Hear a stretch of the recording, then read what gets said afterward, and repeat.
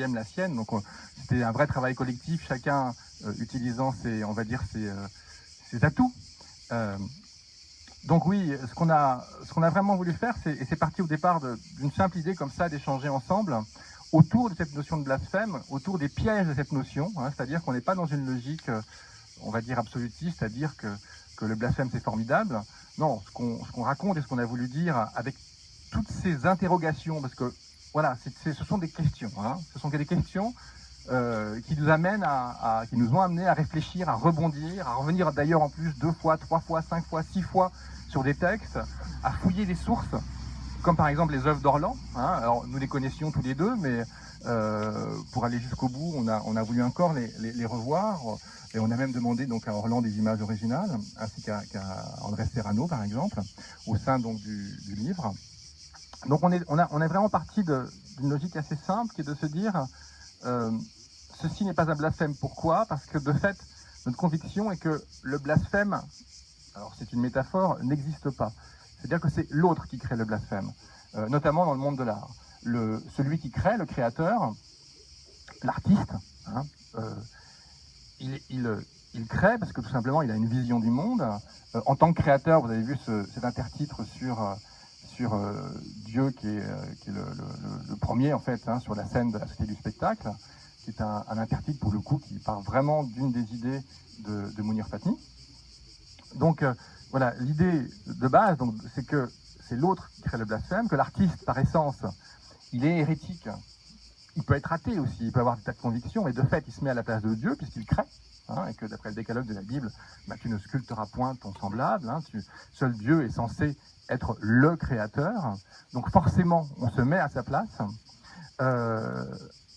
mais au-delà de cette idée-là, qui ne fait pas on va dire cette mise en scène, cette mise en place, elle ne fait pas forcément de l'artiste un blasphémateur, elle en fait justement donc plutôt un hérétique par rapport au dogme, quel qu'il soit, et c'est l'autre, celui qui va vous accuser de blasphème, qui va créer le blasphème. Voilà, ça c'est l'idée de base, c'est l'idée de dire, même si effectivement on peut parfois avoir envie, Charlie Hebdo peut avoir envie réellement de blasphémer à des fins politiques, mais sur le terrain de l'art, notre conviction était celle-là, tout simplement. Hein. Donc d'où ceci n'est pas un blasphème, à la fois sur le mode interrogatif, ce qui fait qu'effectivement on a fouillé sur cette thématique des tas de territoires pas forcément communs, hein, parce que les gens entendent blasphème le plus souvent uniquement sur la question de la religion, mais nous on l'a élargi alors à la question de la nation, à la question du drapeau, à la question d'une série d'emblèmes, et on s'est posé la question par rapport, par exemple, aux marques, puisqu'il y a comme un jeu entre l'hypercapitalisme d'un côté et le retour de l'obscurantisme. Hein. L'un, en quelque sorte, répond à l'autre. Et donc voilà, donc on a traqué, on a cherché, on a exploré, on a vu, on a revu sur à partir de cette idée-là, idée qui aussi est née en écrivant, hein, c'est-à-dire que, comme je le dis souvent, on n'écrit pas parce qu'on pense, on écrit pour savoir ce que l'on pense. Hein, c'est une nuance qui a son importance. Bon, et pour finaliser et juste clore cette première réponse, je ne sais pas si j'ai bien répondu, à partir de cette idée que le blasphème est le plus souvent créé par l'autre qui vous accuse de blasphémer, eh bien, on peut très clairement dire aussi que, là encore, c'est une conviction de Mounir, s'attaquer aux croyants est absurde.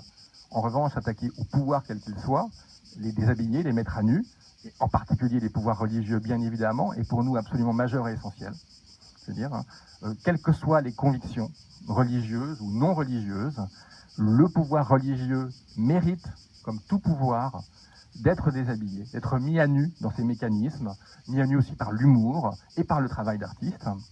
En revanche, s'attaquer aux croyants en tant que tels, pour nous, n'a aucun intérêt. Voilà. Bon, ça c'était la deuxième idée.